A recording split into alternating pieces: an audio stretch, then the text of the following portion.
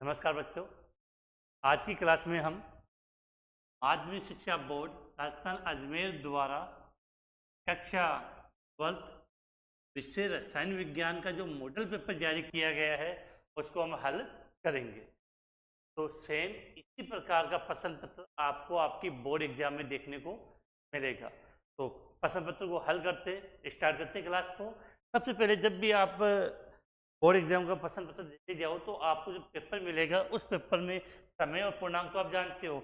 परीक्षार्थियों के लिए सामान्य निर्देश दिए गए, सामान्य जो कुछ निर्देश कुछ बिंदु कहेंगे तो हमें उनका पालन करना है और उनमें भी कुछ विशेष बिंदु है जो मैं आपको बता दूं जहां पर हमें उन बातों का बिल्कुल ध्यान रखना है। सबसे पहले बात तो आपके माइंड में क्लियर होनी चाहिए कि पेपर आएगा उस पर आपको अपना रोल नंबर लिखना है, नामांकन अनिवार्यतः करना है। नॉर्मल बात है, कोई विशेष बात नहीं है। तो सबसे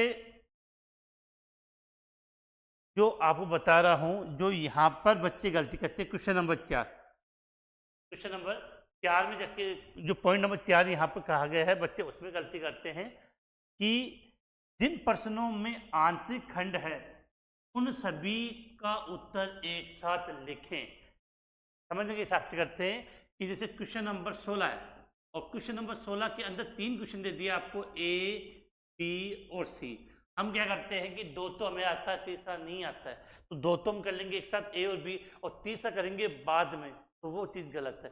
साफ साफ अगर आपको इस बात को समझाया गया है कि जिन प्रश्नों में आंतरिक खंड है उन सभी के उत्तर एक साथ लिखे, अर्थात क्वेश्चन नंबर 16 जैसे एग्जाम्पल हम समझ रहे हैं, इसके जितने भी क्वेश्चन है उन सबको हमें एक साथ हल करना है। अगर आपने एक स्पेस पे कर दिया, दो आगे थोड़ी कर दिया तो अगला आपका नंबर काट सकता है, उस क्वेश्चन में नंबर 0 दे सकता है, फिर आप कहोगे और तो गणों ही सही कर आए हो लेकिन नंबर काट ली, वह बात को नहीं होगा। तो ये बात आपके लिए क्लियर होनी चाहिए। इसके अलावा यहाँ एक बात और अपने लिए है कि जो अपने काम की है कि बहुत बार पेपर में मिस प्रिंटिंग हो जाती है। पेपर में क्या होता है, मिस प्रिंट होता है। तो मिस प्रिंट होते समय ध्यान रखना कि अगर पेपर अपना बोर्ड एग्जाम का हिंदी और इंग्लिश दोनों में आएगा तो जो हिंदी भाषा में लिखा होगा उसी को अपने को सही मानना है। देखा है, अंत में विरोधाभास होने पर हिंदी भाषा के प्रश्न पत्र भी सही माने। और सबसे बड़ी बात जो मैंने पहले भी कही थी आपको, केमिस्ट्री फिजिक्स बायोलॉजी चाहे किसी का भी पेपर हो, क्वेश्चन नंबर 16 से लेकर 18 सॉरी क्वेश्चन नंबर 16 से लेकर 20 तक जितने भी क्वेश्चन होंगे उन सब में आपका क्या होगा, आंतरिक विकल्प का ऑप्शन प्रेजेंट होगा। आंतरिक विकल्प का ऑप्शन होगा, तो आंतरिक विकल्प का मतलब अथवा वाला होगा। ये सामान्य बिंदु थे। अब आते हैं अपने इस पे मॉडल पेपर पे।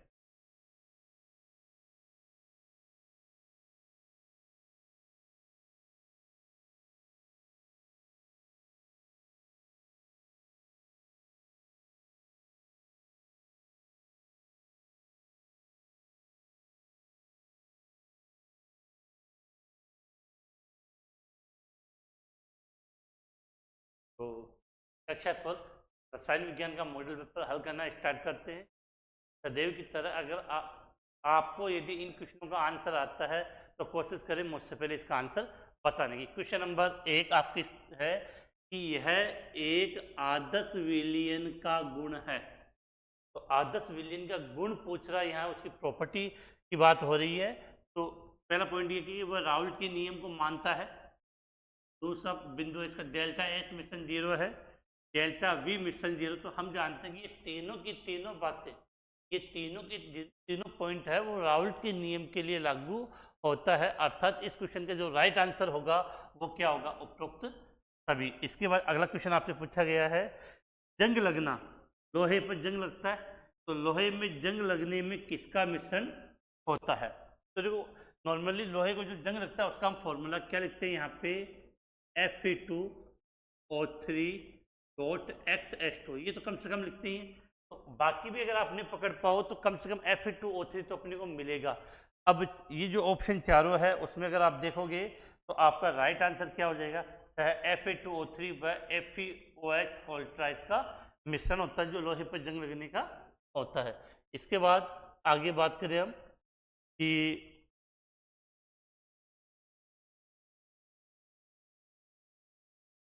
अब देखो प्रथम कोटि अभिक्रिया के 90% पूर्ण होने में लगभग समय होगा, वो आदायुकाल का। तो देखो इस फॉर्मूले को हल करने के लिए एक तो आपको प्रथम कोटि अभिक्रिया का समाकलित वेग समीकरण पता होना चाहिए, दूसरा प्रथम कोटि अभिक्रिया का आदायुकाल। तो प्रथम कोटि अभिक्रिया का समाकलित वेग समीकरण क्या होता है? के बराबर ए 2.303 अपॉन टी log a और a माइनस ए। ये तो हो गया प्रथम कोटि अभिक्रिया का समाकलित वेग समीकरण। अब हम बात करें इसकी आदायुकाल। तो आदायुकाल का फॉर्मूला क्या था कि टी हाफ बराबर 0.693 बटे के, ये होता है। इन दोनों को लगा कर आप हल करोगे तो आपका आंसर क्या आ जाएगा? आदायुकाल का 3.3 गुना होता है। इसके बाद अगला क्वेश्चन है, द्वितीय कोटि अभिक्रिया के वेग स्थिरांक की इकाई बतानी है, आपको उसकी यूनिट बतानी है। द्वितीय कोटि अभिक्रिया के वेग स्थिरांक की क्या बतानी है? आपको इकाई। अब सबसे बड़ी बात कि ये मैंने बार बार आपको बता दिया है, आपके लिए जब पेपर हल करवाए थे तो इस क्वेश्चन को मैंने हल करवाया था और मैंने कहा था कि शून्य कोटि, प्रथम कोटि या द्वितीय कोटि, इन तीनों में से किसी एक का आपको यूनिट इकाई पूछ सकती है। तो यहाँ पर अगर हम बात करें, सबसे पहले शून्य कोटि की बात करते हैं, शून्य कोटि की बात करते हैं। तो शून्य कोटि का इकाई क्या होती है आपकी? मोल, लीटर इनवर्स और सेकेंड इनवर्स। शून्य कोटि के लिए क्या लिखते हैं? मोल, लीटर इनवर्स, सेकेंड इनवर्स। और जब यही बात हम किसके लिए करते हैं? प्रथम कोटि के लिए, तो आपका केवल क्या होता है? Second inverse. इसके बाद अगर हम बात करें द्वितीय कोटि के लिए, द्वितीय कोटि के लिए तो ये हो जाएगा आपका mole inverse, litre, second inverse. अब देखो ये ऑप्शन देखें तो इसमें कहीं पर भी ऐसा ऑप्शन नहीं है, ये मिस प्रिंट हुआ है। जो अगला जो लिखना चाह रहा था आंसर, वो ये था कि जो आप इनमें देखोगे तो ऐसा आपको कहीं पर भी नहीं मिल रहा है, इसका मतलब इसमें मिस प्रिंट हुआ है। तो ऑप्शन आपका यही होगा, mole inverse, litre, second inverse. Option में मिस प्रिंटिंग है। इसके बाद चलते हैं हम नेक्स्ट क्वेश्चन की तरफ। अगर इस प्रकार का क्वेश्चन अगर बोर्ड एग्जाम में आ जाता है और मिस प्रिंट होता है तो वो अपने लिए नुकसान नहीं होता है, बोर्ड उसका अपने को बोनस जरूर देगा। इसके बाद चलते हैं नेक्स्ट क्वेश्चन की तरफ। अगला क्वेश्चन आपके सामने देखो,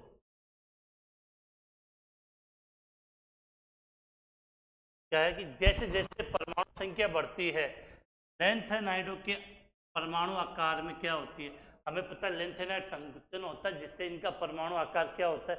घटता है, अर्थात त्रिज्या है वो घटती जाती है, रेडियस है वो क्या होती है? डिक्रीज हो जाती है। इसके बाद ये क्वेश्चन काफ़ी अच्छा है और ऐसे मान लो कि बोर्ड एग्जाम में इसको पूछा जा सकता है। तो देखो इसको थोड़ा सा स्क्रीन पे ऊपर लेते हैं और इसको पूरा पढ़ेंगे।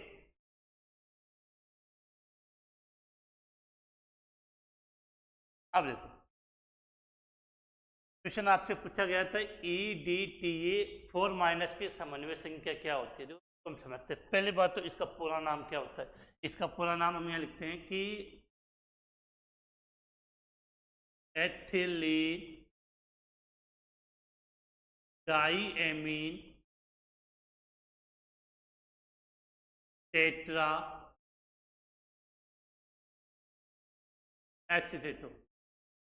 मेरा क्वेश्चन आता है कि EDTA 4 माइनस का पूरा नाम क्या होता है? Ethylene diamine tetra एसिटेटो।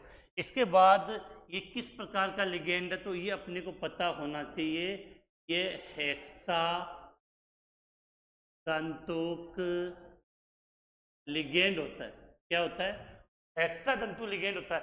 हेक्सा का मतलब इसकी समन्वय संख्या कितनी होगी? 6। तो इसका राइट आंसर क्या हो जाएगा आपका? 6। अब देखो सबसे बड़ी बात, एग्जाम में जो क्वेश्चन आता है वो ऐसा आएगा कि एक हेक्सातंतु लिगेंड का नाम और उसकी संरचना दीजिए। अब इसकी संरचना बनानी होती है तो यहाँ से समझो कि ये हमने क्या लिखा? एथिलीन डाईएमीन। एथिलीन डाईएमीन का फॉर्मूला CH2 एमीन का मतलब N और इधर N। अब देखो टेट्रा एसिटेटो अपने को यहाँ पे जोड़ना है, तो हम क्या करेंगे? यहाँ पे CH2COO CH2COO, CH2COO, CH2COO। समझ में आ रहा है? बिल्कुल काफ़ी इंपॉर्टेंट क्वेश्चन है। जितनी बातें बताई इनको कैसे भी घुमा फिरा के आपको बोर्ड एग्जाम में क्वेश्चन पुट किया जा सकता है। इसके बाद देखो क्लोरोफिल में कौन सा तत्व पाया जाता है, इसकी बात कर रहे हैं हम क्लोरोफिल की। तो क्लोरोफिल में जो तत्व पाया जाता है उसको हम क्या बोलते हैं? मैग्नीशियम। इसकी बात करें क्लोरोफिल में कौन सा तत्व पाया जाता है, याद क्या करना है? मैग्नीशियम तत्व पाया जाता है। इसके बाद देखो अगला क्वेश्चन, काफी अच्छा क्वेश्चन है। आपको ये पूछा गया है कि डीएनए में क्षारक होते हैं, डीएनए में क्षारक होते हैं, तो क्षारक 4 होते हैं डीएनए में, एडेनिन, गुआनिन, थाइमिन, साइटोसिन। तो ए गुआनिन को जी से, थाइमिन को टी से, साइटोसिन को टी से। ठीक है, अब तो इसका राइट आंसर क्या हो जाएगा? ए, डीएनए में क्षारक होता है। अब अपने को यहाँ से कुछ बातें समझनी है कि जब थाइमिन के स्थान पर आपका क्या आ जाता है? यूरेसिल आ जाता है। थाइमिन के स्थान पे यूरेसिल, जैसे अब पुटअप होता है कि आरएनए में कौन से क्षारक होते हैं, तो इतना जो अंतर होता है कि थाइमिन के स्थान पे आरएनए, थाइमिन के स्थान पर थाइमिन के स्थान पे जब यूरेसिल होता है तो उसको हम क्या बोलते हैं? आरएनए बोलते हैं। और ये क्या होता है? सिंगल स्टैंडर्ड, मतलब एकल युग होता है। और जो अब यहाँ से क्वेश्चन आपसे ये भी पूछ सकता है कि डीएनए और आरएनए में अंतर, काफी अच्छा क्वेश्चन है। तो पहली बात तो इनका नाम का अंतर हो सकता है, दूसरा इसमें थाइमिन होता है, इसमें यूरेसिल होता है, तीसरा अब इनके कार्य का अंतर आप इसमें बता सकते हो। इसके बाद देखो नेक्स्ट क्वेश्चन की बात करें हम कि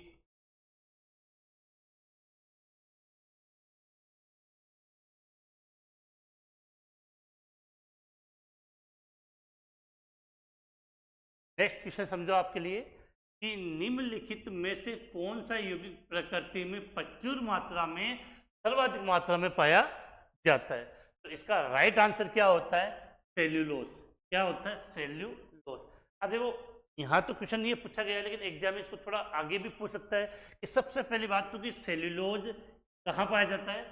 पेड़ पौधों की कोशिका भित्ति अर्थात सेल वॉल जो बनी होती है वो किसकी बनी होती है? सेल्यूलोज की। तो यहाँ से याद होना चाहिए कि सेल्यूलोज कहाँ पाया जाएगा? पेड़ पौधों की कोशिका भित्ति, तो इंग्लिश में आप क्या बोलते हो? Cell wall. एक बात तो आपको ये याद रखनी चाहिए कि जो सेल्यूलोज है वो कैसा कार्बोहाइड्रेट है, तो हम उसके लिए लिखेंगे ये पॉलीसेकेराइड है। क्या है? पॉलीसेकेराइड। तो पॉलीसेकेराइड है तो इसकी एकलक इकाई होगी। अब ये तो आप सभी जानते हो कि सेल्यूलोज की जो एकलक इकाई होती है वो क्या होती है? ग्लूकोज होती है। लेकिन कौन सा ग्लूकोज? अल्फा या बीटा, ये इंपॉर्टेंट है, तो ये याद जरूर करना कि यह बीटा डी ग्लूकोज का बहुलक होता है। काफी इंपॉर्टेंट चीज है ये, बीटा डी ग्लूकोज का बहुलक होता है। तो तीनों पॉइंट पढ़ लिए। इतना ही अपने सेल्यूलोज के बारे में एग्जाम में पूछा जा सकता है कि सेल्यूलोज क्या होता है? पेड़, सेल्यूलोज से पेड़ पौधों की कोशिका भित्ति बनी होती है, यह एक पॉलीसेकेराइड होता है और ये बीटा डी ग्लूकोज की इसकी एकलक इकाई होती है। अब देखो यहाँ पे इसी के साथ देखो इस पूरे क्वेश्चन का हम पोस्टमार्टम कर लेते हैं। स्टार्च, स्टार्च की जब हम बात करें तो सबसे अच्छा क्वेश्चन होता है, देखो इसकी भी एकलक इकाई ग्लूकोज होती है, ये एमिलोस और एमिलोपेक्टिन से बना होता है। लेकिन अच्छा क्वेश्चन क्या पूछा जाता है कि पेड़ पौधों में जो संग्रहित भोजन है, पेड़ पौधों में संग्रहित भोजन किस रूप में होता है? स्टार्च के रूप में होता है। पेड़ पौधों में जो संग्रहित भोजन है वो किस रूप में होता है? स्टार्च के रूप में होता है। अब यहाँ से क्वेश्चन आपके लिए है, आंसर देना कि पेड़ पौधों में तो संग्रहित भोजन है वो किस रूप में होता है? स्टार्च के रूप में होता है। मनुष्य में अर्थात प्राणियों में जो संग्रहित भोजन है वो कौन सी पॉलीसेकेराइड के रूप में होता है? कमेंट्स में जरूर बताइए आप। इसके बाद देखो यहाँ पर एक ग्लूकोज दिया और एक फ्रक्टोज दिया। बाकी बातें तो आप जानते हो। यहाँ अपने काम की जो चीज़ है वो आपको ये समझनी है कि जो ग्लूकोज होता है उसमें जो क्रियात्मक समूह क्या पाया जाता है, एल्डिहाइड। क्या होता है एल्डिहाइड, फॉर्मूला क्या होता है, CHO। ग्लूकोज के अंदर जो क्रियात्मक समूह होता है वो एल्डिहाइड, फॉर्मूला CHO। और जो फ्रैक्टोज है, फ्रैक्टोज में क्रियात्मक समूह के रूप में क्या पाया जाता है, कीटोन। क्या पाया जाता है, कीटोन। फॉर्मूला होता है C+O। ये इसका फॉर्मूला होता है। उम्मीद है पूरा एकदम अच्छे से समझ में आया होगा, क्योंकि जब एक क्वेश्चन से रिलेटेड जितने भी क्वेश्चन वहां बनते हैं अगर आप उन सबको याद कर लोगे तो काफी संभावना होगी कि इससे रिलेटेड क्वेश्चन है वो आपको बोर्ड एग्जाम में मिल जाए। इसके बाद नेक्स्ट क्वेश्चन, जल्दी से इसका आंसर आप देवें। अब देखो अगला क्वेश्चन आपसे पूछा गया कि हिंसबर्ग अभिकर्मक है, हिंसबर्ग रिएजेंट इज। तो हिंसबर्ग अभिकर्मक का हमें क्या नाम बताना है। तो नाम आप सभी जानते हो क्या होता है, बेंजीन सल्फोनिल क्लोराइड। तो आपका राइट आंसर क्या हो गया, ए, बेंजीन सल्फोनिल क्लोराइड। अब हमें यहाँ पर केवल नाम पूछा है लेकिन हमें इसकी संरचना भी आनी चाहिए। तो हम बात करें बेंजीन सल्फोनिल क्लोराइड, तो इसकी जो संरचना होती है वो क्या होती है, यहाँ आप क्या बनाओगे, बेंजीन सल्फोनिल है तो S+O और यहाँ पे आपने क्या जोड़ दिया, Cl। तो ये हो गया आपका बेंजीन सल्फोनिल। तो क्वेश्चन सीधा आ सकता है कि हिंसबर्ग अभिकर्मक का नाम क्या होता है और इसकी संरचना बनाइए।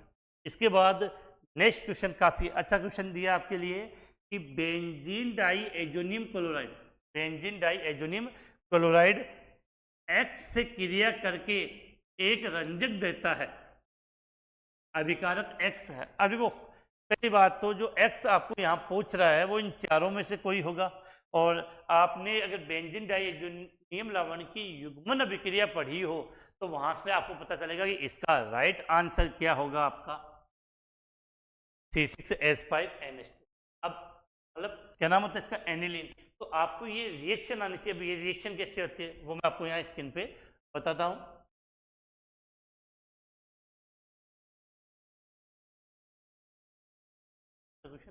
अब देखो पहली बात तो किसकी बात कर रहा है, बेंजीन डाइएजोनियम क्लोराइड। तो बेंजीन डाइएजोनियम क्लोराइड का फॉर्मूला क्या होता है, बेंजीन वाले फिर N+Cl। ये तो हो गई आपकी बेंजीन डाइएजोनियम क्लोराइड। अब इसकी अभिक्रिया से रंजक बनाना, तो मैंने कहा रंजक किससे बनेगा, आपका C6H5NH2। इसको आप क्या बोलते हो, एनिलीन। क्या कहते हैं, एनिलीन। तो एनिलीन को इस प्रकार से हम रिप्रेजेंट करते हैं H, ये बेंजीन वाले और यहाँ पे आपका NH2। तो यहाँ से आपका H बाहर जाएगा, यहाँ से आपका Cl बाहर जाएगा, दोनों कंबाइंड होंगे तो ये कंपाउंड आपका बनेगा यहाँ पे N+N और ये बेंजीन वाले और यहाँ पर NH2। का नाम क्या होता है ये भी अपने को पता होना चाहिए। इसको हम क्या बोलते हैं, पैरा एमिनो 1 2 3 4, पैरा पे पैरा अमीनो एजो बेंजीन। और विशेष याद रखना है ये कैसा रंजक होता है, पीला रंजक होता है। रंजक का मतलब रंगने वाला। तो पैरा अमीनो एजो बेंजीन रंग कैसा होता है इसका, पीला होता है। तो नाम बिल्कुल क्लियर होना चाहिए कि पैरा अमीनो एजो बेंजीन। इसके बाद चलो नेक्स्ट क्वेश्चन की तरफ।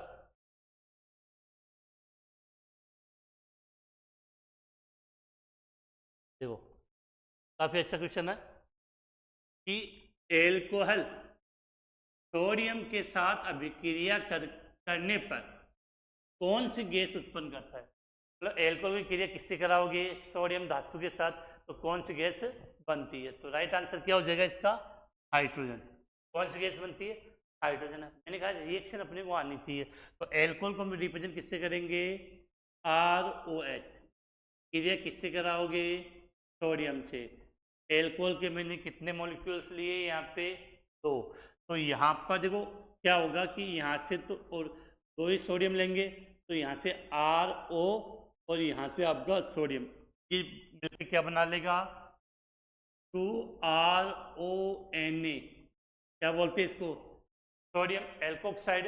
और साथ में आपकी यहाँ पर कौन सी गैस बन जाएगी, हाइड्रोजन गैस बन जाएगी। कौन सी गैस बन जाएगी, हाइड्रोजन गैस बन जाएगी। अब देखो H2 बन गई। अब यहाँ पर एक विशेष बात ये याद करनी है, इस प्रकार से भी आता है कि एल्कोहल की अम्लीय प्रकृति को, एसिडिक जो नेचर होता है उसको सिद्ध करने वाली रिएक्शन लिखिए। तो ये जो रिएक्शन है वो क्या करती है, एल्कोहल की अम्लीय प्रकृति को रिप्रेजेंट करती है। ये जो रिएक्शन है वो एल्कोहल की अम्लीय प्रकृति को रिप्रेजेंट करती है। इसके बाद चलते हैं नेक्स्ट क्वेश्चन की तरफ। अगला क्वेश्चन आपके सामने कि निम्नलिखित में से किसका उपयोग निषेधक के रूप में किया जाता है। तो आप सभी जानते हो आंसर क्या होगा, क्लोरोफॉर्म। क्या होता है, क्लोरोफॉर्म। फॉर्मूला अपने को साथ में पता होना चाहिए। तो क्या लिखेंगे, CHCl3। क्या लिखा है, CHCl3। किसका फॉर्मूला है, क्लोरोफॉर्म का। अगला क्वेश्चन काफी अच्छा आपके लिए कि निम्नलिखित अभिक्रिया में यौगिक बी क्या है। तो सबसे पहली बात है कि ये क्या आपका एथिल ब्रोमाइड।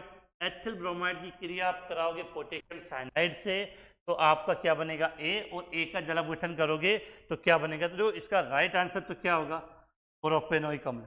क्या होगा, प्रोपेनोइक अम्ल। अब आप पूछोगे सर प्रोपेनोइक अम्ल बना कैसे। तो देखो यहाँ पे सबसे पहले हमने क्या लिया, एथिल ब्रोमाइड। तो इसको मैंने ऐसे लिख दिया CH3CH2Br। एक ही बात है, C2H5 लिखो या CH3CH2Br, एक ही बात है यहाँ पे। अब इसकी क्रिया आपने किससे करवाई, पोटेशियम साइनाइड KCN से। तो यहाँ से K और यहाँ से Br अलग हो जाएगा। तो क्या बन जाएगा आपका CH3CH2CN, एथिल साइनाइड। अब इस एथिल साइनाइड का जब आप जलापघटन करोगे तो आपका कार्बोक्सिलिक अम्ल परिवर्तित होता है CH3CH2COOH। इसमें भी इसके वाटर के दो मॉलिक्यूल आपके काम में आएंगे। पहले वाले मॉलिक्यूल से तो आपका एमाइड बनता है और दूसरे वाले से कार्बोक्सिलिक अम्ल बनता है। 3 कार्बन है तो 3 कार्बन से आपका क्या हो जाएगा, प्रोपेनोइक अम्ल। इसके बाद नेक्स्ट, हाँ ये क्वेश्चन काफ़ी है और काफ़ी बार हमने इसकी बात की है। बात करते हैं, SN2 अभिक्रिया में बनता है। क्या पूछा मैंने, SN2 अभिक्रिया में बनता है। तो इसका राइट आंसर क्या होगा, जो एक तो होती है SN1, दूसरी होती है SN2। मैंने कहा SN1 में बनता है आपका कार्बोकेटाइन। कार्बोकेटाइन, इस कार्बोकेटाइन को हम कार्बोनियम आयन के नाम से भी जानते हैं। ये तो बात किसकी हुई, SN1 की। अगर SN2 की बात करें तो इसमें हम बात करेंगे संक्रमण अवस्था की। इसकी बात करेंगे संक्रमण अवस्था। तो ये क्लियर होना चाहिए कि SN1 अभिक्रिया में कार्बोकेटाइन अर्थात कार्बोनियम आयन बनता है, दोनों का एक ही नाम है। और SN2 अभिक्रिया में संक्रमण अवस्था, जिसको आप ट्रांजिशन स्टेट के नाम से भी जानते हो। तो इसका राइट आंसर ये हो जाएगा। तो ये क्वेश्चन थे मल्टीपल चॉइस क्वेश्चन, मैंने हल करवा दिए हैं। इसके स्थानों की करें, फिल इन द ब्लैंक्स। आपका पहला क्वेश्चन, कार के रेडिएटर में टैंक है, ये प्रयोग सलाह दी जाती है। बात है कि कार के रेडिएटर में हम एथिलीन ग्लाइकोल सलाह दी जाती है। एथिलीन ग्लाइकोल सलाह दी जाती है, एथिलीन ग्लाइकोल। अब यहाँ कार के रेडिएटर में सर्दी के दिनों में एथिलीन ग्लाइकोल मिलाने की सलाह दी जाती है। इसका एक ही रीजन, एथिलीन ग्लाइकोल क्या करता है, हिमांक को कम कर देता है, जिससे सर्दियों की रेडिएटर है उस पानी होता है वो जमता नहीं है। अब यहाँ से आपको ये एथिलीन ग्लाइकोल का शुद्ध क्या होता है, फॉर्मूला क्या होता है। एथिलीन ग्लाइकोल को होता है H2H, यहाँ पे OH। मैंने एक पहले भी बात की थी, हल करते हो कोशिश करें कि हल किया जा सके। एथिलीन बॉन्ड का नाम क्या हो जाएगा, एथेन बॉन्ड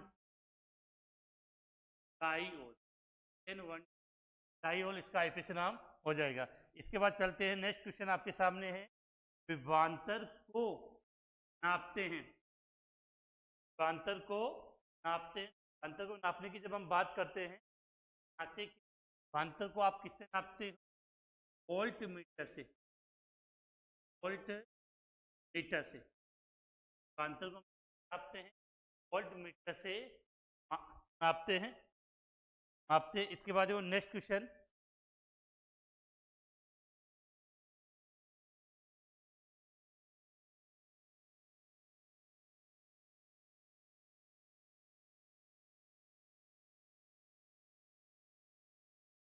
के बाद नेक्स्ट क्वेश्चन आपके सामने, सांद्रण, सांद्रण के स्थान पे जो शब्द है वो क्या है? सांद्रता। सांद्रता बढ़ाने पर अभिक्रिया का वेग, सांद्रता बढ़ाने पर अभिक्रिया का वेग क्या होता है? आप सभी जानते हो, अभिक्रिया का वेग है क्या होता है? बढ़ता है। सांद्रता बढ़ाने पर अभिक्रिया का वेग क्या होगा? बढ़ता है। इसके बाद अगला क्वेश्चन, सबसे अधिक तत्व ऑक्सीकरण अवस्था सबसे अधिक ऑक्सीकरण अवस्था प्रदर्शित करने वाला तत्व कौन सा होता है? यहाँ पर आपका आंसर आ जाएगा मैग्नीज। क्या लिखा है मैंने यहाँ पे? मैग्नीज। मैग्नीज की ऑक्सीकरण अवस्था कहाँ से कहाँ तक होती है?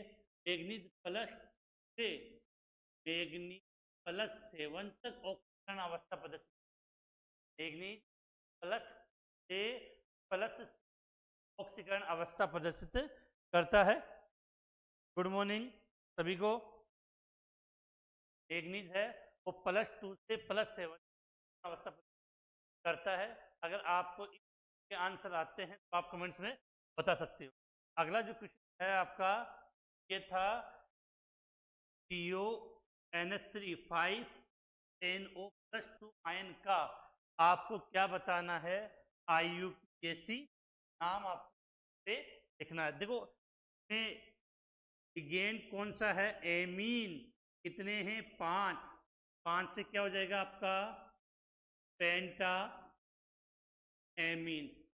इसके बाद ONO, क्या बोलते हैं इसको? Nitrito, nitrito. ONO को क्या बोलते हैं? नाइट्राइटो। पेंटा एमीन, नाइट्राइटो।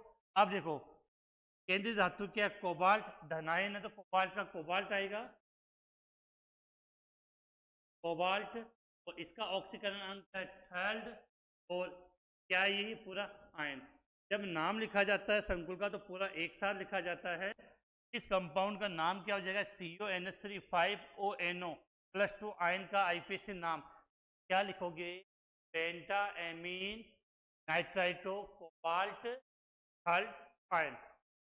के बाद चलते हैं दिवांशु गौर, गुड मॉर्निंग बेटा। इसके बाद देखो अगले क्वेश्चन की हम बात कर लेते हैं। यहाँ पे आज की जो क्लास है हमने अपलोड की है, आगे की क्लास से टाइम कंटिन्यू चलती रहेगी। अगला क्वेश्चन है, विटामिन ए, विटामिन ए की कमी से रोग क्या होता है? आप सभी जानते हो, विटामिन ए की कमी से रतौंधी रोग हो जाता है। आप में से काफ़ी बच्चों लेट क्लास ज्वाइन किए तो उनकी बता दूँ, अभी हम क्लास 12th केमिस्ट्री का जो माध्यमिक पर जारी जो मॉडल पेपर है, हम उसकी बात यहाँ पे कर रहे हैं। इसके बाद चलते हैं नेक्स्ट क्वेश्चन पे। अगर आपको इन आंसर आते हैं तो आप कमेंट्स के माध्यम से ज़रूर बताने की, मुझे भी आइडिया लगे कि आपने काफ़ी अच्छी पढ़ाई की है। अगला क्वेश्चन आपका, एल्कोहल का, क्या लिखा है मैंने? एल्कोहल का सामान्य होता है। यहाँ पर आपको बताना है एल्कोहल का सामान्य सूत्र। एल्कोहल का सामान्य सूत्र क्या होता है? H2N +1। एल्कोहल का सामान्य सूत्र क्या होता है? H2N +1 OH होता है। अब देखो, नॉर्मली आप जो एल्कोहल को करते हो, ROH से एल को प्रेजेंट अपने इसके द्वारा किया जाता है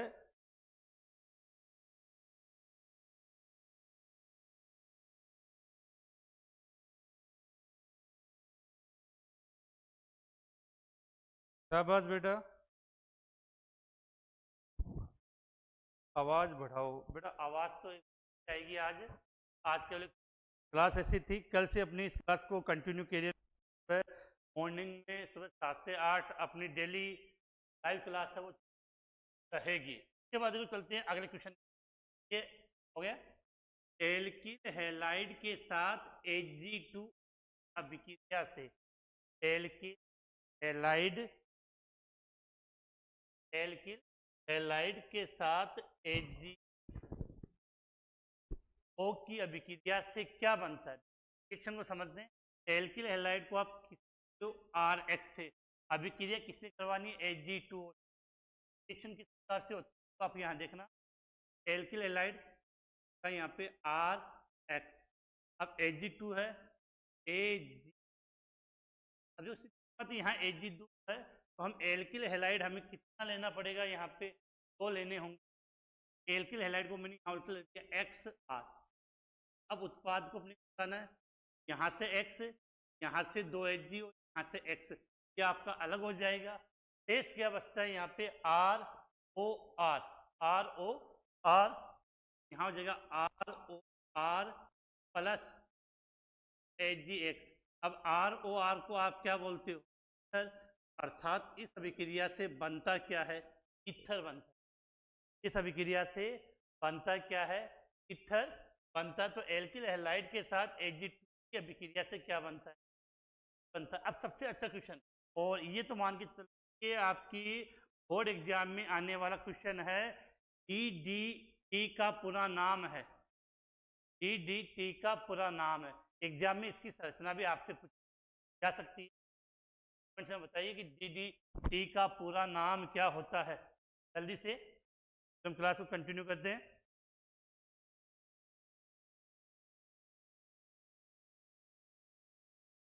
अब बेटा ये आप पूछ रहे हो कि यह नम है या ड्राई है, क्वेश्चन में दिया हुआ नहीं है। माध्यमिक शिक्षा बोर्ड द्वारा जारी है तो थोड़ा मिस प्रिंटिंग वाली बात हो सकती है, कोई बात नहीं। आगे हम बात करते हैं कि DDT का पूरा नाम, देखो यहाँ समझा रहा हूँ और स्ट्रक्चर कैसे बनाने उसकी भी हम यहाँ पे बात करेंगे। तो सबसे आपको पूरा नाम क्या होता है? पीडेस dichloro diphenyl dichloro diphenyl dichloro ethane. पहली बात तो DDT का पूरा नाम क्या होता है आपका? पीडेस डाइक्लोरो डाइफेनिल ट्राइक्लोरो एथेन होता है। अब देखो इसी नाम से हमें इसकी पहले भी कहा कि जब प्रश्न को हम हल करते हैं तो हल करते समय अपना ये तरीका होता है कि और क्वेश्चन साथ में हल कर लेना चाहिए, अपने याद हो जाए। तो एथेन है, एथेन का मतलब कितने कार्बन होते हैं? 2 कार्बन। दूसरी बात है एथेन का मतलब 2 कार्बन। अब इस एथेन से कितने Cl जुड़े हुए हैं? 3। एथेन से कितने जुड़े हुए? 3, एक क्लोरो, क्लोरो और तीसरा क्लोरो, ठीक है। अब देखो आगे क्या जुड़ा? डाइफेनिल। फेनिल का मतलब क्या होता है? बेंजीन वाले से लिया जाता है। एक बेंजीन वाले मैंने यहां पर ऐड कर दिया, बेंजीन वाले है मैंने यहाँ पे ऐड कर दी, तो बन रहे, ठीक है। अब देखो डाइफेनिल हो गया। अब 2 क्लोरो जुड़े हैं जो पैरा कंडीशन पे। कौन सी कंडीशन पे? पैरा पे। एक Cl आपने यहाँ ऐड कर दिया, दूसरा Cl यहाँ ऐड कर दिया और यहाँ आपको क्या आ जाएगा? H। ये आपका बन जाएगा। DDT का पूरा नाम लिख दिया और साथ में हमने इसकी क्या बना दी है? संरचना भी बन गई है। इसके बाद अगला क्वेश्चन है कि एथिल क्लोराइड को AgCN के साथ, एथिल क्लोराइड को AgCN के साथ जब हम गर्म करते हैं तो क्या बनेगा? अभी अच्छा क्वेश्चन है। तो 2 रिएक्शन होती है यहाँ पर, यहाँ लिख लेते हैं। एक तो एल्किल हैलाइड की क्रिया हम करवाते हैं पोटेशियम साइनाइड से, और एक होता है एल्किल हैलाइड की क्रिया सिल्वर साइनाइड से। पोटेशियम साइनाइड के साथ जब करवाया जाता है तब तो KX अलग हो जाएगा और RCN एल्किल साइनाइड बनता है। लेकिन जब सिल्वर साइनाइड के साथ करवाते हैं तो AgX तो अलग होगा, लेकिन उत्पाद आपका आइसोसाइनाइड बनता है। क्या बनता है? आइसोसाइनाइड। तो इसका राइट आंसर क्या हो जाएगा? RN एथिल लिखा है। उत्पाद क्या बनेगा आपका? C2H5NC ethyl isocyanide. उत्पाद क्या बनेगा? C2H5 ethyl cyanide. इसके बाद नेक्स्ट क्वेश्चन आपके हैं अतिला गुणात्मक, उनकी हम बात करते हैं।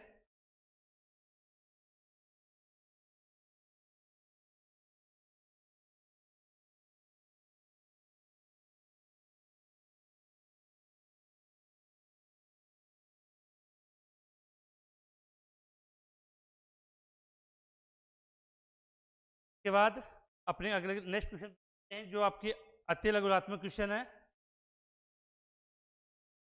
देखो चलते हैं, काफी अच्छे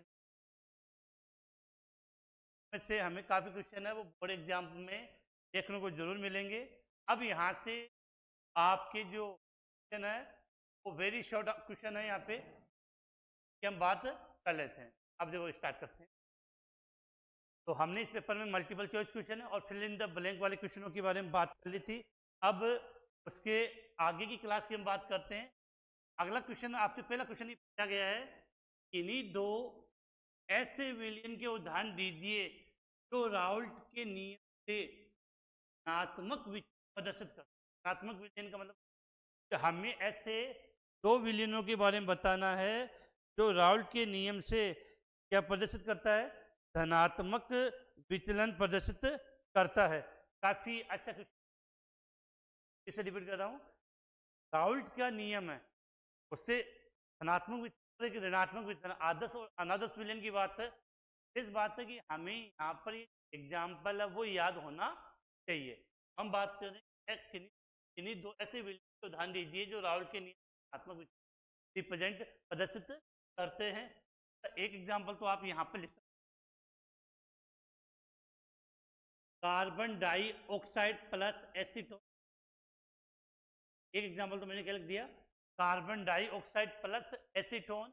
और दूसरा आप याद कर लेना यहाँ पर एथेनॉल प्लस एसीटोन, दोनों काफी है। तो एथेनॉल प्लस एसीटोन वाला एग्जाम्पल से तो रिलेटेड क्वेश्चन काफी बार पूछा गया कि धनात्मक करता है, फिर होना चाहिए ऐसे विलयन ध्यान दीजिए तो राउल्ट के नियम धनात्मक विचलन प्रदर्शित करते हैं। एक का आंसर हो जाएगा कार्बन डाइसल्फाइड प्लस एसीटोन और दूसरा हो जाएगा एथेनॉल प्लस एसीटोन। इसके बाद अगला क्वेश्चन है, सामान्य ताप पर जल की मोलरता का मान बताइए। सामान्य ताप पर जल की और ये मैंने आपको हाफ ईयरली एग्जाम में काफी बार, जब हाफ ईयरली एग्जाम के हमने पेपर हल किए थे वहां पर हुआ था। तो आंसर कितना था? 55.56 एम का मतलब मोलरता से। अगला क्वेश्चन आपसे पूछा गया है कि विशिष्ट चालकता व सेल स्थिरांक में संबंध बताइए। चालकता और सेल स्थिरांक में संबंध बताइए। तो संबंध क्या होता है? विशिष्ट चालकता को हम यहाँ किससे रिप्रेजेंट करते हैं? कप्पा से। सेल स्थिरांक को चार से रिप्रेजेंट करते हैं तो क्या बनेगा? कप्पा बराबर C इंटू जी। क्या यहाँ चालकता है? संबंध क्या हो जाएगा कि विशिष्ट चालकता एवं सेल स्थिरांक में संबंध स्थापित कीजिए। कप्पा बराबर C इंटू जी होगा। उसके बाद वो आगे चलते हैं। लेंथेनाइड श्रेणी में संयोजित धनायन का आकार परमाणु क्रमांक बढ़ने के साथ घटता है। इस संकुचन को क्या कहते हैं? तो आप सभी ने पढ़ा है लेंथेनाइड संकुचन। हम क्या बोलते हैं? लेंथेनॉइड संकुचन कहा जाता है इनको। लेंथेनॉइड संकुचन कहते हैं। लेंथेनॉइड संकुचन आपसे क्वेश्चन है यहाँ से, जो लेंथेनाइड श्रेणी है वो कहाँ से लेकर कहाँ स्टार्ट होती है? लेंथेनाइड श्रेणी है वो कहाँ से लेकर कहाँ स्टार्ट होती है? इसको इनको आप रिप्रेजेंट किससे करते हो उस पर डिपेंड है आपका। अब मैंने पूछा कि लेंथेनाइड श्रेणी है वो कहाँ से लेकर कहाँ स्टार्ट होती है? लेंथ एनर्जी जो श्रेणी है वो कहाँ से लेकर कहाँ स्टार्ट होती है, कि आप ध्यान रखना कि ये जो 57 पे तो आपका आता है लेंथ है ना, 58 पे आता है सीरियम, सीरियम से लेकर 73 तक क्या होता है आपका टेशियम होता है। क्या होता है? टेशियम होता है। बात चलती है अपने नेक्स्ट क्वेश्चन की तरफ।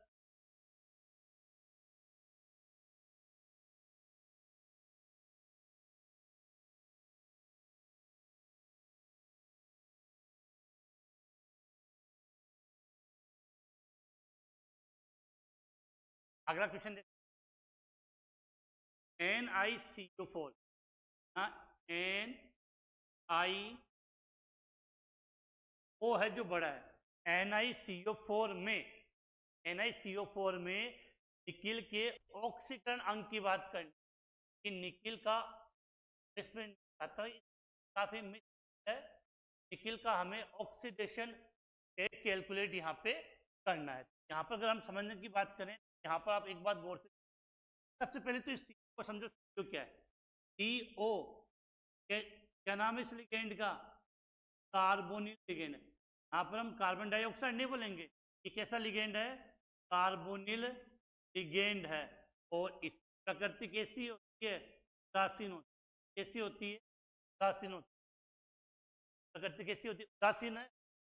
ये उदासीन है, बात है यहाँ पर जो निकिल का ऑक्सीजन अंक होगा या ऑक्सीजन अवस्था होगी, वो आंसर क्या हो जाएगा कि NiCO4 में निकिल का ऑक्सीजन अंक या ऑक्सीजन अवस्था या ऑक्सीजन स्टेट है शून्य होती तो होती है। इसके बाद देखो अगला क्वेश्चन कीजिए, हीमोग्लोबिन में उपस्थित केंद्रीय परमाणु का नाम बताइए। काफी इजी कर सकता है। हीमोग्लोबिन में उपस्थित केंद्रीय परमाणु का नाम क्या होता है? आयरन होता है। आयरन आप किससे रिप्रेजेंट करोगे?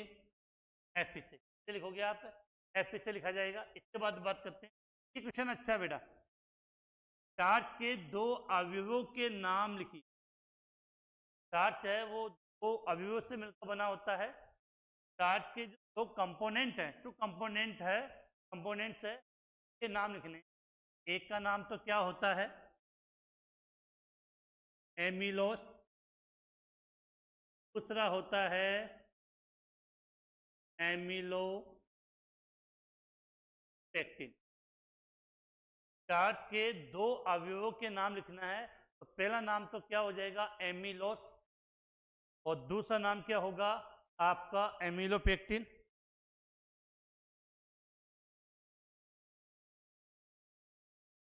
दूसरा नाम क्या होगा उसका? एमिलोपेक्टिन होगा।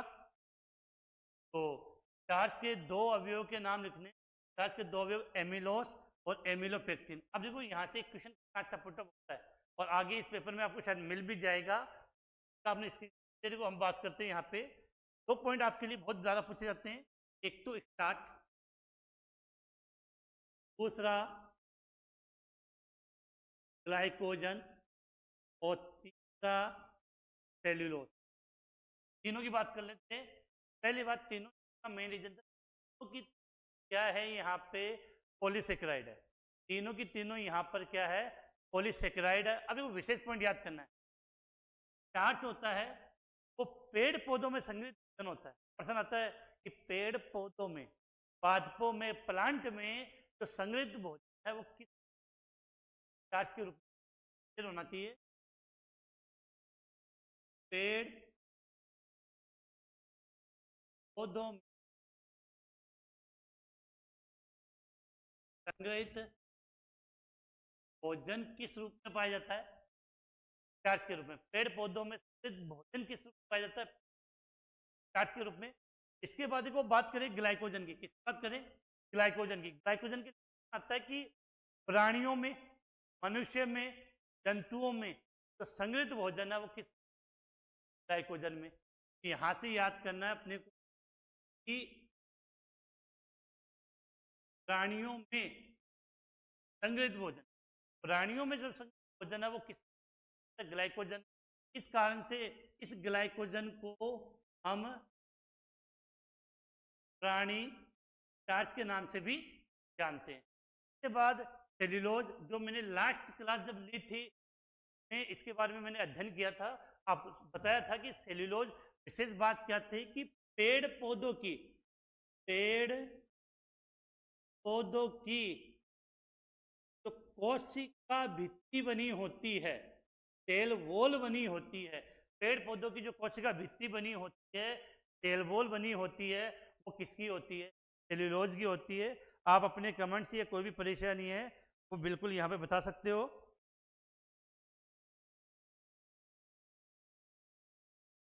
आपका कुछ बच्चों ने मैसेज किया है कि आवाज थोड़ी बढ़ाओ। आज तो इतनी जब क्लास जाएंगे तो वहां पर आवाज वाला जो मैटर है हम शूट आउट कर लेंगे, ठीक है। आज तो इसी आवाज में आपको क्लास लेनी पड़ेगी और कल हम इस क्लास का सॉल्यूशन देख लेंगे। इसके बाद देखो अगले क्वेश्चन की तरफ चलते हैं। ये क्वेश्चन बेटा काफी अच्छा है कि क्वेश्चन नंबर अगला, निम्नलिखित को क्षारीय सामर्थ्य के बढ़ते हुए क्रम में व्यवस्थित कीजिए। Increasing order of basic strength, इनकी बेसिक स्ट्रेंथ के इंक्रीजिंग ऑर्डर में इनको लिखना है और कंफ्यूजन होगा तो सॉल्व करते हैं यहाँ पे।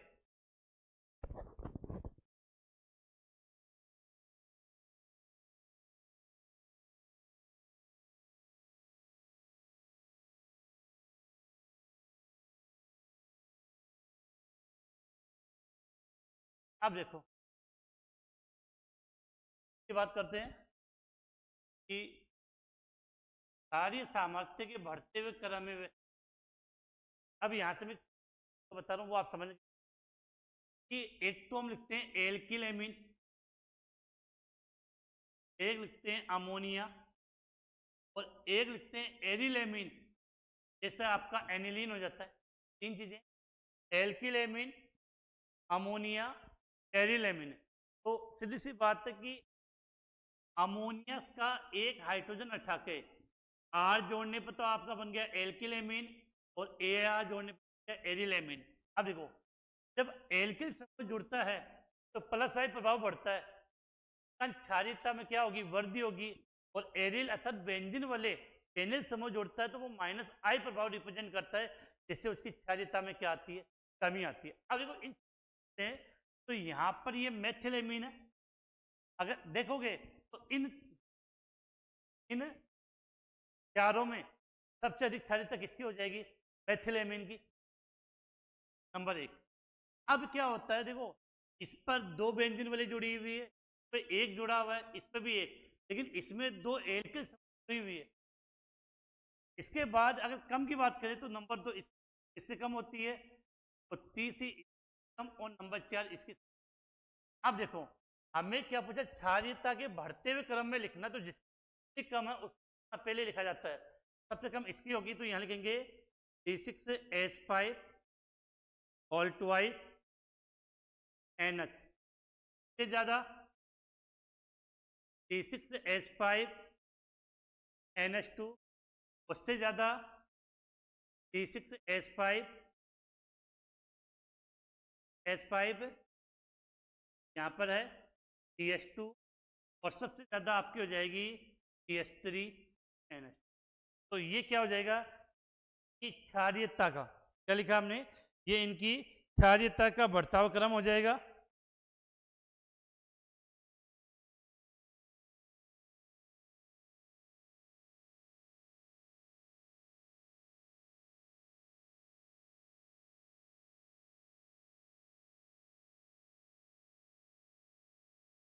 आज के बेटा फर्स्ट बार ये अपनी लाइव क्लास है तो थोड़ा सा सिस्टम है, कल से आपकी क्लास है वो प्रॉपर्ली एकदम तरीके से स्टार्ट हो जाएगी। ये मैंने यहाँ समझा दिया। इसके बाद देखो अब हम बात कर सेक्शन खंड है। खंड में हम पढ़ा था वस्तु इन द ब्लैंक और वेरी शॉर्ट क्वेश्चन की बात थी। इसके बाद खंड की जब हम बात करते हैं के अंदर आपके लघुरात्मक क्वेश्चन शॉर्ट क्वेश्चन यहाँ पे बात होगी। चलते हैं यहाँ पे। अब देखो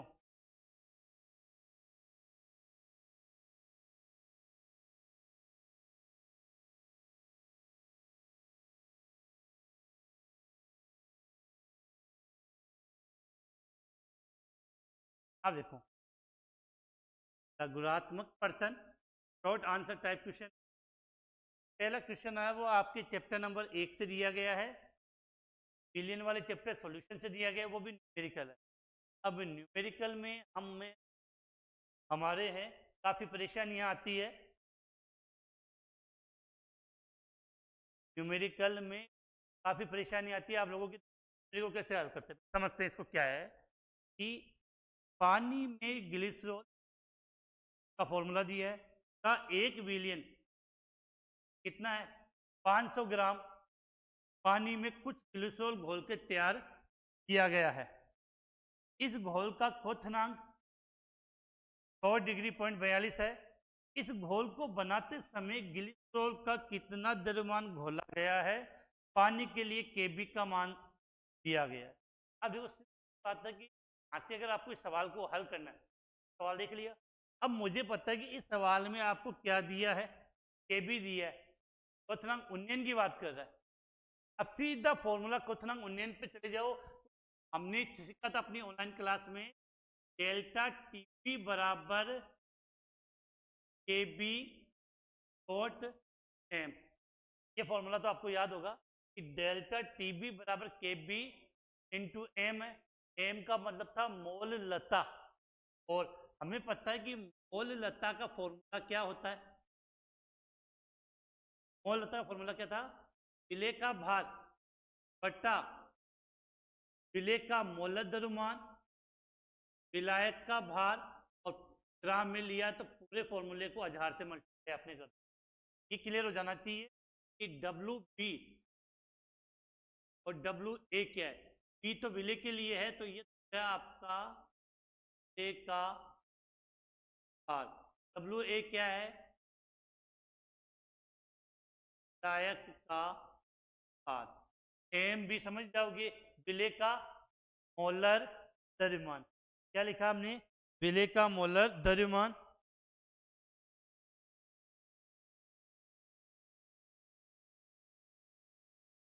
बेटा आपके जितने भी जो कमेंट्स आ रहे हैं इन सभी का आंसर हम एक दिन कल या परसों में क्लास लेकर तो हम सॉल्यूशन करेंगे।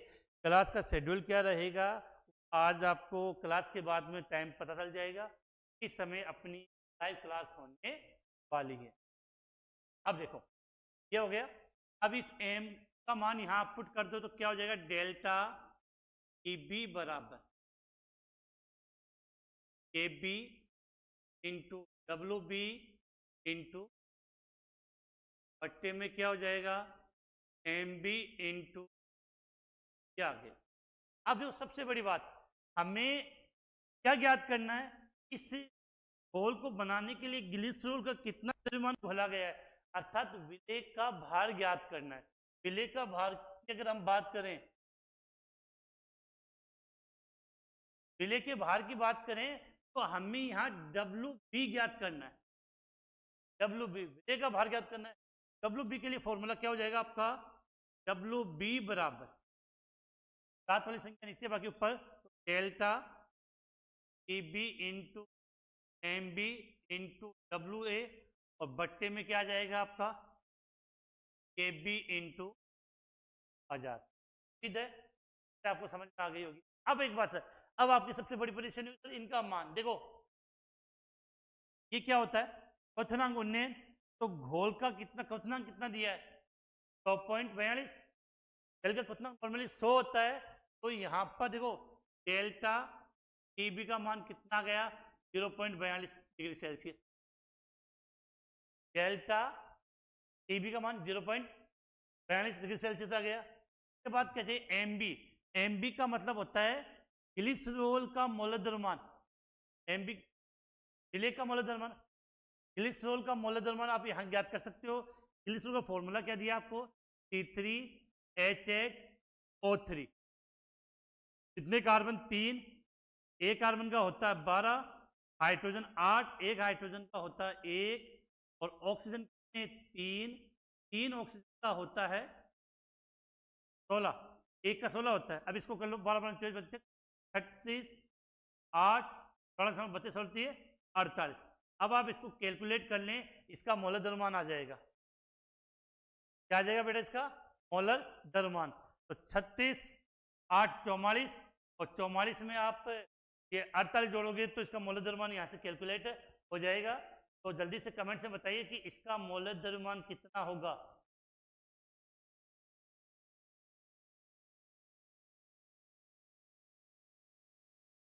ये यहां से आप ये एमबी का मान कैलकुलेट कर लोगे।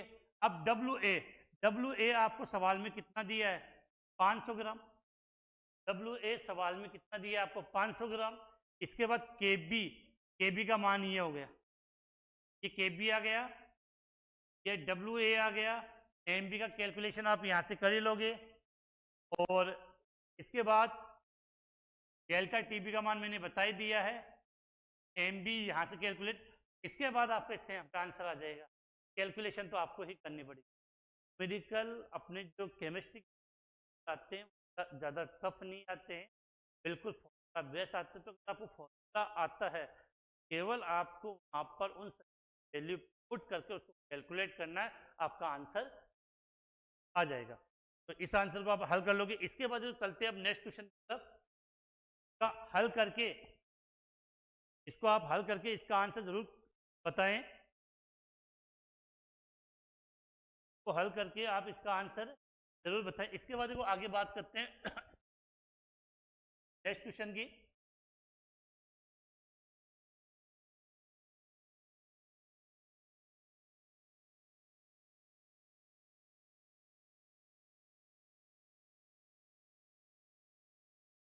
अगला क्वेश्चन है आपके सामने कि किसी विलयन के लिए मोलरता व मोललता में, किसी विलयन के लिए हमें क्या लिखना है, मोलरता व मोल लता में क्या लिखना है, आपको अंतर लिखना है। यहां से हम समझ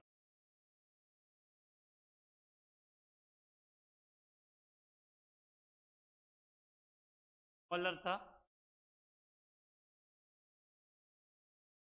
मोल, जब भी अंतर वाला क्वेश्चन आए तो दो अंतर सफिशिएंट होते हैं, क्या लिखो तो आपके लिए काफी अच्छा होता है। तो मोलरता और मोल लता, मोलरता में तो क्या होता है कि एक लीटर में उपस्थित विलेय के मोलों की संख्या। मोलरता की डेफिनेशन हम लिखते हैं तो क्या लिखते हैं कि एक लीटर, एक लीटर विलियन में, एक लीटर विलियन में उपस्थित विलेय के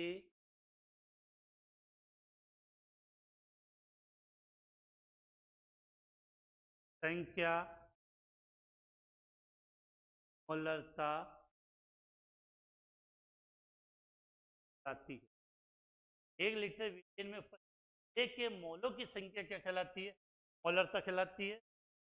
क्या होता है, एक किलोग्राम विलायक में मेन अंतर है कि इसमें ही तो आता है 1 लीटर बिलियन, और वहां आएगा 1 लीटर 1 किलोग्राम विलायक में। इसकी बात करें 1 किलोग्राम विलायक में, यहां से लिखते हैं 1 किलोग्राम, 1 किलोग्राम विलायक में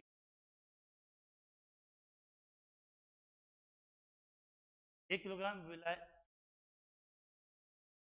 क्या आएगा यहाँ विलायक, 1 किलोग्राम विलायक में विलेय के मोलों की संख्या मोललता कहलाती है। अब देखो मैंने कहा था कि आपको 4 अंतर याद होना चाहिए। पहला अंतर डेफिनेशन का गया, दूसरा कि जो मोलरता होती है उसको हम कैपिटल एम से रिप्रेजेंट करते हैं। मोलरता को हम किससे रिप्रेजेंट करते हैं, प्रदर्शित करते हैं कैपिटल एम से। और जो मोललता है वो स्मॉल, एक अंतर आप इजीली, मोलरता को कैपिटल एम से लिखा जाता है, मोललता को एम से लिखा जाता है। ठीक है। तो अगला अंतर होता है वो इनका मात्रक का। मोलरता का मात्रक क्या होता है, मोल लीटर इनवर्स। मोलरता का मात्रक क्या होता है, मोल लीटर इनवर्स, और मोल लता का मात्रक होता है मोल केजी इनवर्स। क्या होता है? मोल केजी इनवर्स। एक सबसे इंपॉर्टेंट है, जो मोल लता होती है वो तापमान से प्रभावित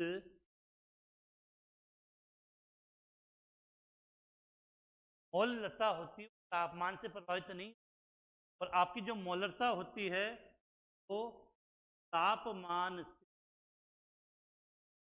प्रभावित होती है, ताप से प्रभावित होती है। तो 4 अंतर लिखे, और भी अगर आपको अंतर लिखना हो तो आप इनका जो फॉर्मूला होता है वो यहाँ पर कर सकते हो। उसके बाद चलते हैं अपने नेक्स्ट क्वेश्चन की तरफ। ये जो अगला क्वेश्चन है आपका,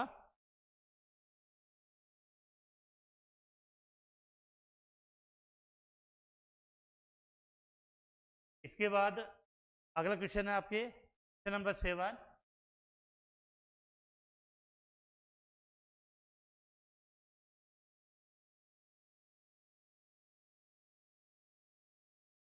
क्वेश्चन नंबर 7 बात करते हैं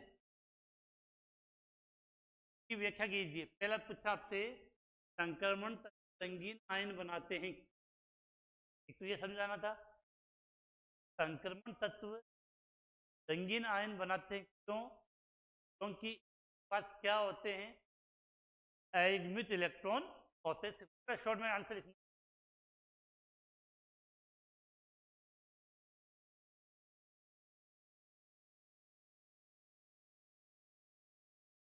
के पास अयुग्मित इलेक्ट्रॉन संक्रमण तत्व होते हैं। अधिकांश वो रंगीन यौगिक बनाते हैं। का एक रीजन तत्व उनके पास क्या उपस्थित होते हैं? अयुग्मित इलेक्ट्रॉन होते हैं। उसके बाद अगले क्वेश्चन की बात करें, जिंक को संक्रमण तत्व माना जाता है। जिंक की क्यों बात करें, यहाँ पर आपको क्लियर होना चाहिए। Zinc, cadmium, mercury. Zinc, cadmium, mercury आवर्त सारणी का वर्ग नंबर 12 ही हम क्या नहीं मानते हैं? संक्रमण। क्या नहीं मानते? संक्रमण तत्व नहीं मानते हैं। क्यों? कि ये अपनी सामान्य अवस्था या सामान्य ऑक्सीकरण अवस्था में कक्षक ही कक्षक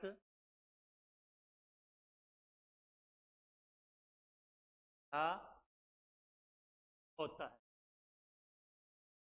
मेन पॉइंट समझोगे तो यहाँ से कि सामान्य ऑक्सीकरण अवस्था है, ये तो परमाणु अवस्था में, या सामान्य ऑक्सीकरण अवस्था में डी का जिंक है उसमें, इन तीन का जो डी वो पूर्ण भरा होता है।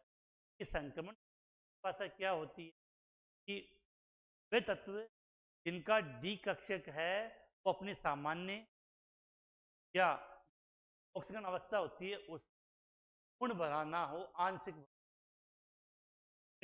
आंसर यहाँ से हो जाएगा। हाँ, अगला वाला क्वेश्चन काफी अच्छा है। असमानुपातन से क्या तात्पर्य, और एक उदाहरण के द्वारा समझे। सबसे पहले बात किसकी कर रहे हैं हम यहाँ पे? असमानुपातन। कि असमानुपातन क्या तात्पर्य? जब एक ही तत्व का अपचयन होता है, मतलब एक ही तत्व रेडॉक्स अभिक्रिया होगी, जब एक ही तत्व का ऑक्सीकरण और अपचयन दोनों होता है, उस अभिक्रिया को हम असमान, आराम से लिख लो। जब एक ही तत्व का ऑक्सीकरण एवं अपचयन दोनों होता है, उस अभिक्रिया को हम क्या कहेंगे? असमानुपातन अभिक्रिया। क्या कहेंगे उसको? असमानुपातन अभिक्रिया कहेंगे। अब देखो, तो एक उदाहरण के द्वारा समझाइए। अच्छा सा एग्जांपल कॉपर वाला लेते हैं। Cu प्लस, आपने कॉपर +1 की, ये दो, ये कन्वर्ट कैसे होता है, एक तो बनता है Cu प्लस में, एक बनाता है Cu। अब देखो यहाँ कॉपर का ऑक्सीकरण अंक क्या है +1, यहाँ कॉपर का ऑक्सीकरण +2 और यहाँ कॉपर का ऑक्सीकरण, अब देखो +1 +2 होता है, ऑक्सीकरण अंक में वृद्धि होती है, तो बोलते हैं हम क्या बोलते हैं, ऑक्सीकरण। और जब +1 से 0 ऑक्सीकरण कमी हुई, यहाँ पर ऑक्सीकरण अंक क्या हो गई, कमी, ये अभिक्रिया क्या होगी, अब चेन बात याद करनी है आपको, असमानुपातन से क्या तात्पर्य है, वह अभिक्रिया जिसमें ऑक्सीजन एक तत्व का अपचयन होता है, रेडॉक्स अभिक्रिया या असमानुपातन आती है। एग्जाम्पल आप के बाद चलते अपने नेक्स्ट,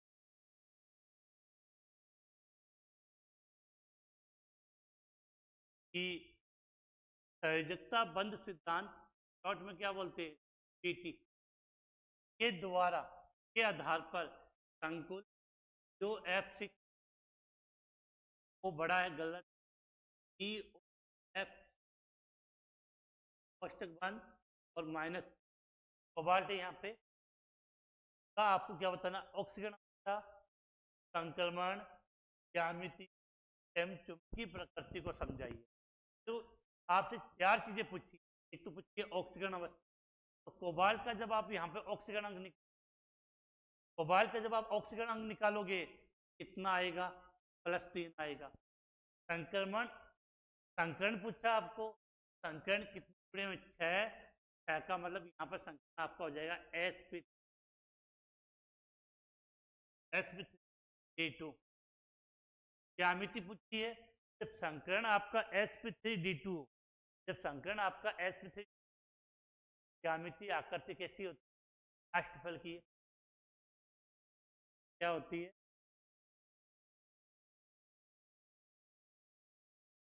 अष्टफल की होती है। इसके बाद इसमें लास्ट में पूछा है कि ये प्रकृति, जब आप इसको पूरा पढ़ेंगे तो आप पाओगे इसके पास 4 अयुग्मित इलेक्ट्रॉन होते हैं। कोबाल्ट के पास कितने, यहाँ पर कोबाल्ट के पास कितने, 4 अयुग्मित इलेक्ट्रॉन होते हैं। 4 अयुग्मित इलेक्ट्रॉन का मतलब है इसकी जो की प्रकृति है वो आप अणु होती है, अनुचुंबकीय होती है।